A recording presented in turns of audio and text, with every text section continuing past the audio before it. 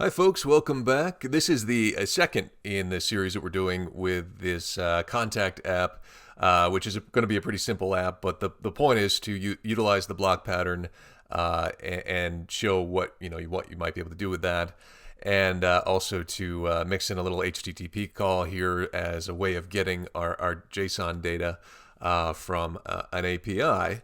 So last time we modeled our data, we built the basics of the block, and we built enough of our front end to kind of know what screen we're on at any given time. So this time we'd like to finish out the block, make that HTTP call to our RESTful API, get that JSON data, and start to display it and feed it back through the block. So that's the objective for today. We'll try to keep it to about 20 minutes in this video. So wherever we happen to be when we hit 20 minutes is where we'll stop. So let's get started. And let's start by getting, because we're going to go ahead and get our RESTful API data.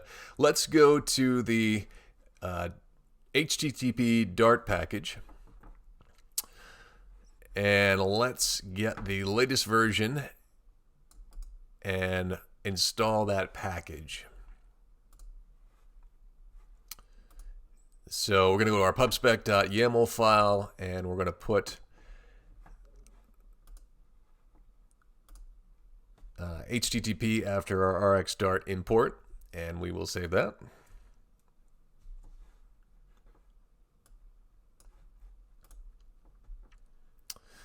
All right, so let's return to our block. So we're going to go into blocks, src, blocks, content, block.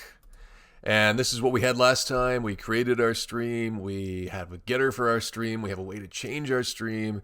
And we have a disposal for our stream. So down below dispose, we're going to add a method where we can fetch that JSON data from the REST API. So let's create a future of type void.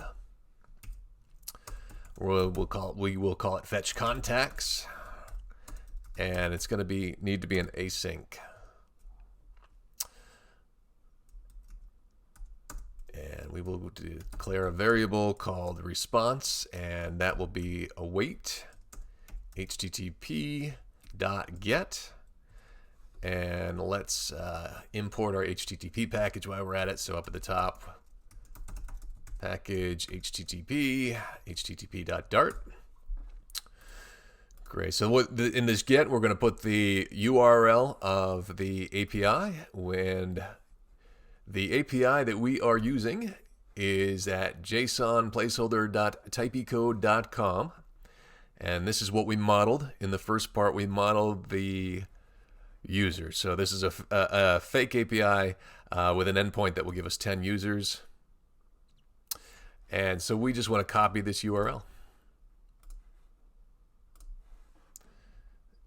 and put it inside a string, and then put it inside our get call.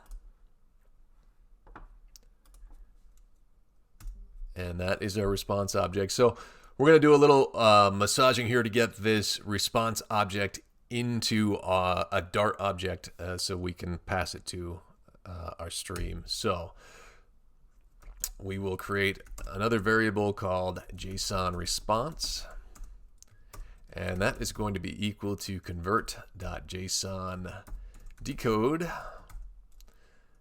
response.body.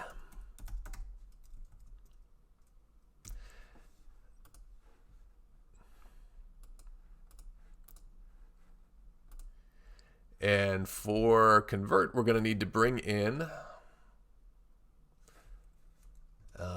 dart.convert. So we want to actually import dart convert, and we want to import that as convert. And also, oops, let's get that right. All right.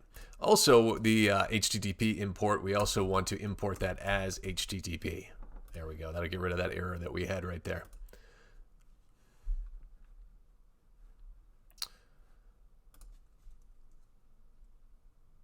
All right, and then we want to create, we want to do one more. We want to create a contacts variable, contacts JSON, which is going to be equal to JSON response as list. So that will make that JSON response iterable. So these are just the steps we're taking to get that JSON into a Dart object. And then we want to create a blank list of type contacts. So this is going to be our list of contacts that we are going to load from the JSON data. So we list contact, and yeah, we've already imported that. We'll call it contacts, and that is going to be equal to a new list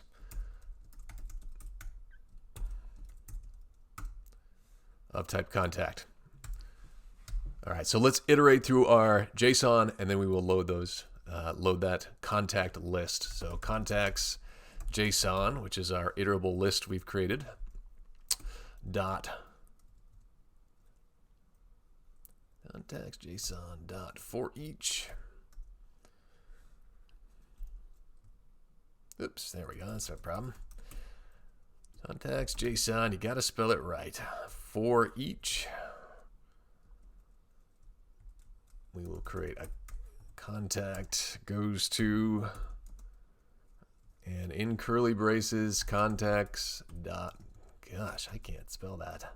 Contacts dot add contact from JSON.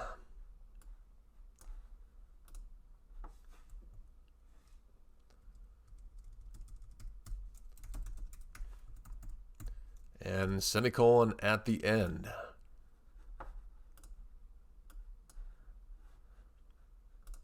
All right, what did we just do?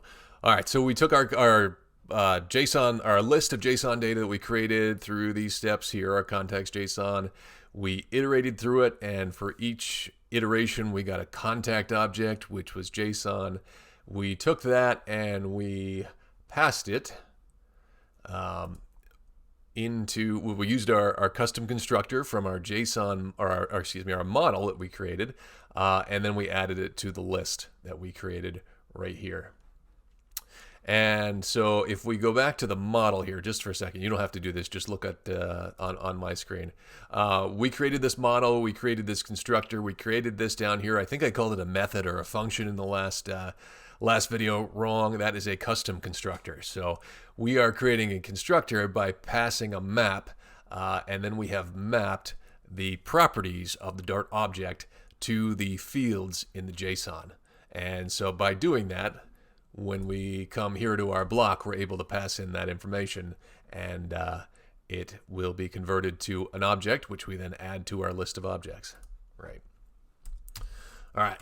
So now we can utilize this setter up here that we have that will put that into our stream by change contacts, adding that there.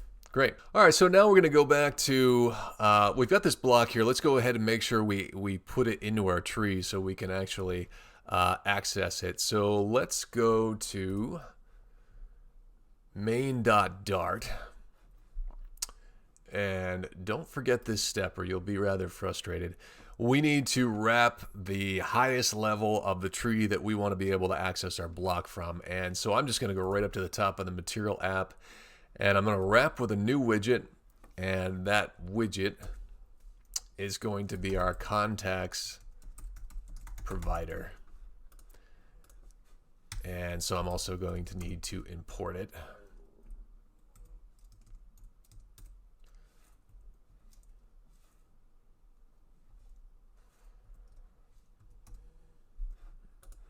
There we go. And that just ensures that we're going to be able to grab the block from anywhere in the application. Great. So let's go to our home page next. So we go under screens, we go to home. And right now, this is what we've got on our emulator, is what we have set up in the widget. It's just a scaffold with a center that says home. And we set up a stateful widget, and I said not to worry about it. We'd explain why that was in the next video, and so we will do that shortly. So let's keep our scaffold, but let's get rid of this center widget.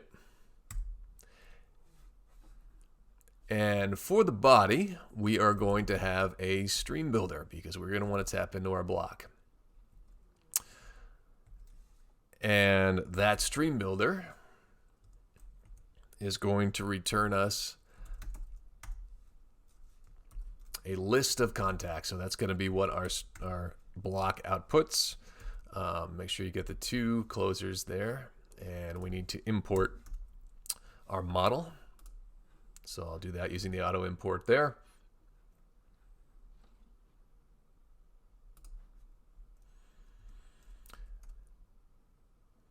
And so for our stream, we want to use our block. So let's bring in our block.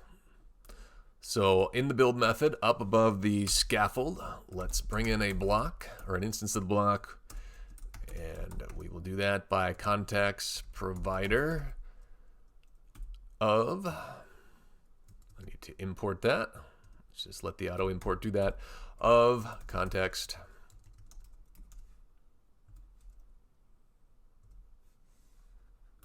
Great. So then now down in our stream, we are able to say we want block.contacts. That's the stream that we want. So that's our stream. We need a builder. We'll have a context and a snapshot.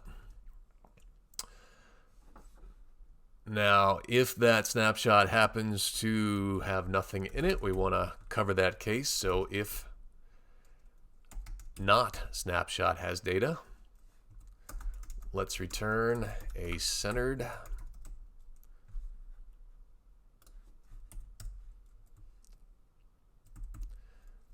and the center will have a child of circular progress indicator. So we'll get a spinner. Now, if we get past that, we have data. And so we want to return a list view. And we want to utilize the builder special constructor. Our item count will be our snapshot.data.length. So that is the number of items that will be in our snapshot, which is going to be a list of contacts, which is going to be coming out of our block. We need an item builder. And that will have a context and an index.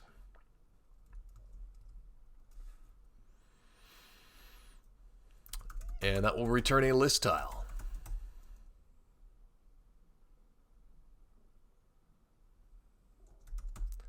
List tile will have a title of text with snapshot.data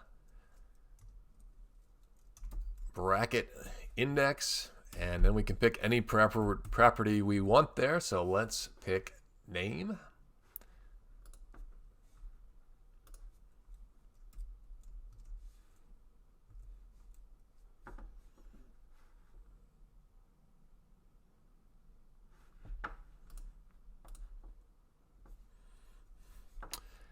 And down below our title, let me just format that. Oh, I can't yet because I still have an error. All right, so we need, down below there, we need on tap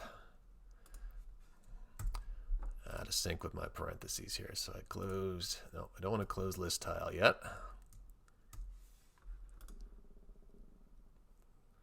Too many positional arguments, list tile.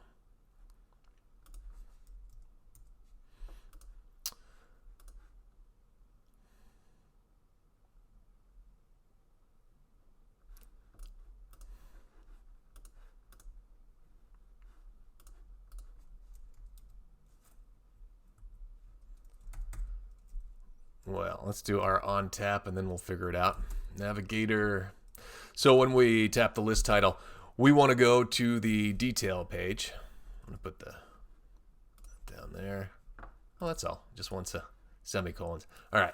So I put a semicolon after the list tile. I put a semicolon after the list view builder here. So that straightened out that error. So on our on tap, we wanted to go to the detail, and we want to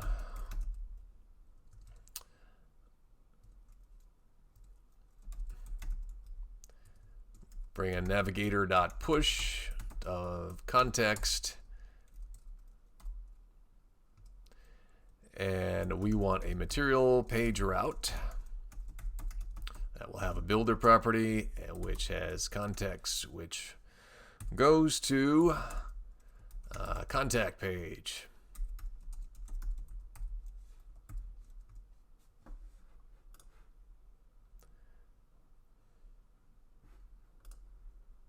And we need to import that contact page. So we'll let the auto import do it. Great. So that will take us there. Should get the text field here. And so we have, let's see, we got that all straight down. I'm going to auto format that just to kind of straighten things out.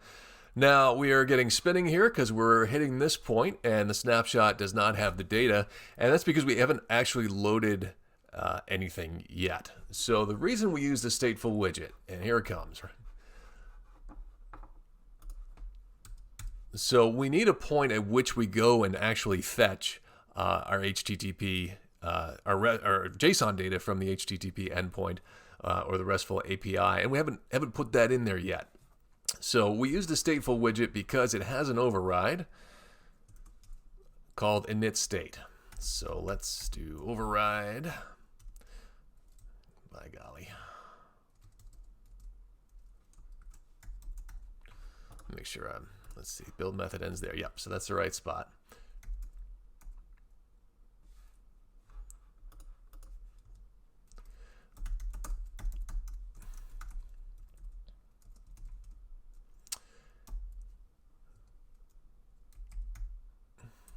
And we want an instance of the block. We want that to be a final block equals context provider dot of context Bing, and then we can reference the block and we can say let's go ahead and fetch our context. Now this seems weird, right? There's no context here at all, and if you run this, in theory, this is the init state, so when the state of this class is initiated, it's going to run this. For some reason, it's allowing us to use a context, even though it isn't anywhere in this method to actually reference. It looks weird. It looks like it shouldn't work, and in fact, it won't. There's a solution for it, which is almost even weirder. It felt very hacky the first time I saw it. I've worked with it for a while, and it still feels hacky. But to make that context valid, we actually need to create a future right here. And we do that by saying new future dot delayed. Actually, I don't think you need the new word. Let's just try taking that out. Delayed, and then we put a duration in here of 0. Yeah. These parentheses here, async. We open up a function. And then we put all this inside of that.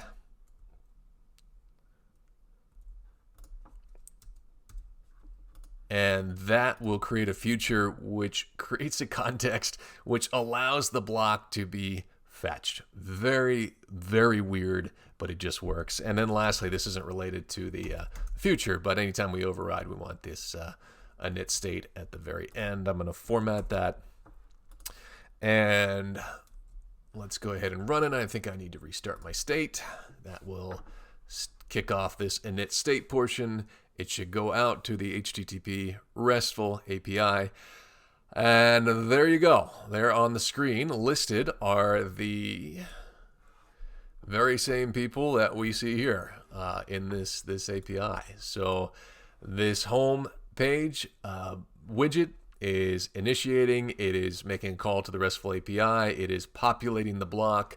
The list up here is getting that list from the block, and then it is turning it into this display you see on the screen. So that's the home page. Let's go over to the contact page, and we'll just keep this really minimal too. I am going to create a constructor where we pass the contact info into the constructor for this page so that we can then display it on the screen. So let's take out Well, let's keep our scaffold. Actually, we can keep it. And above body, though, let's create an app bar so we'll have the ability to go back. So create an app bar. We'll give it a title. The title will be a text, and that will be contact.name, which will be red for now. So to fix that, let's come up here to the very top of the page, above the build. Not the top of the page, but top of the class, above the build, and let's create a contact item. Let's import the contact model that we built. Let's call it contact lowercase, and we will create a constructor for the contact page, which will accept a named argument, and I'm actually going to make it a required argument. So if you don't pass the contact, this page will not function, which is what we want to do because this is critical to our operation here. And so that's going to give us our contact name in the title bar, and by also having the app bar, we'll have a back button when we click it. And in our body, let's just real quick take out the center. Let's create a list view, and we will create children. This is not a list view builder. We're just manually building it. We're going to have a list tile that has a leading icon, and the icons.email will be what we choose, and then trailing we will have a text with contact.email, and let's create another list tile on the next line, also icons, and we will do icons.person. And our trailing will be more text, and we will just put the contact.username. So that will just give us a list of 2 rows with the user's email and username. And so we can see we've got a mustard colored warning here that we're missing our required parameters. So that's a good thing. So back at our home page, where we pushed our material page route, the contact page, we didn't initially pass a parameter because one wasn't required, but now we want to, and we want that to be a contact. So we create a named argument. So we're gonna put the name property, and we will pass snapshot.data, and in brackets we will pass it the index, and that will pass our item. Let me format that. Going to restore our state, or refresh state. Looks the same. We click on, be patient there. Click on any of these. We go to a contact screen. We get the name up here. We get the email icon with the email. We get their username down here with a person right there. And so that is a functioning app. So go ahead and wrap up there. Now, this is not an ideal use of the BLoC pattern. This works, and it'll work fine for an application such as this. What we're doing that isn't really great is we are using the BLoC as a database, basically. We're fetching, and then we are using a stateful widget on the home widget to basically maintain that contact or that BLoC in state, so our data is always there. Ideally, the BLoC should be decoupled from that process. So if you are still interested enough to come back for a third part, in the next part, we're going to refactor this. We're going to put in a repository, and we're going to separate the whole data fetching and storage concern from the BLoC. So hopefully you enjoyed this video. If you did, please like and subscribe. Thank you for watching, and hopefully we'll see you in the next video.